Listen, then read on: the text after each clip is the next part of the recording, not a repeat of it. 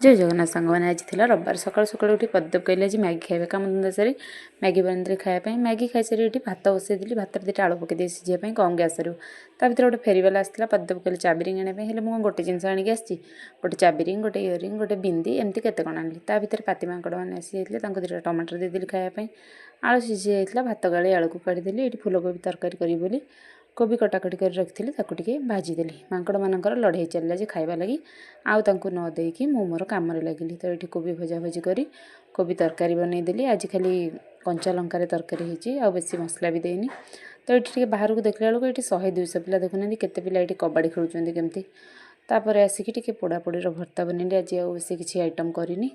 तो ये पोड़ापोड़ी होगा भर्ता चकड़ी देली भर्ता चकड़ी सारी बाहर को बाहर तो पुणी गोटे कौन शुभिला कीर्तन देखला बेलू ट्रली रे कदली गछ एमती बंधा है गोटे कौन कीर्तन टाइप जाऊला तो एम सब एत सारा लोक जाते से खराबेल खाइबार पापड़ होता सेका ही भात कोबी तरकारी और पोड़ापोड़ी भर्ता स्वामी मोर कहते मत बुले ने रविवार से मुझे मेहंदी फेहंदी कर सज होती कि मत नेले जेहेतु नेले मो रागरे सी शोते पिठी सारा मेहंदी करदेली रागी कहते 2-4 मास ला घर पर रखते तो सन्धार बाहर पा बोतल नहीं पा आने तो ये आसला बेलू स्वामी मो मन मन सीना कौन बुले ने कही मत आने देखला बेलू कौन सपिंग मॉल ठिया करदे परिवा ग्रोसरी कौन सब नबार अच्छी नि आज रविवार अच्छी आसपारि तो कौन करी ये सब जिनस दरकार जिनस आनी आसला बेलू पुणी ट्रेन जाऊँगी गेट पड़ी गेट उठिला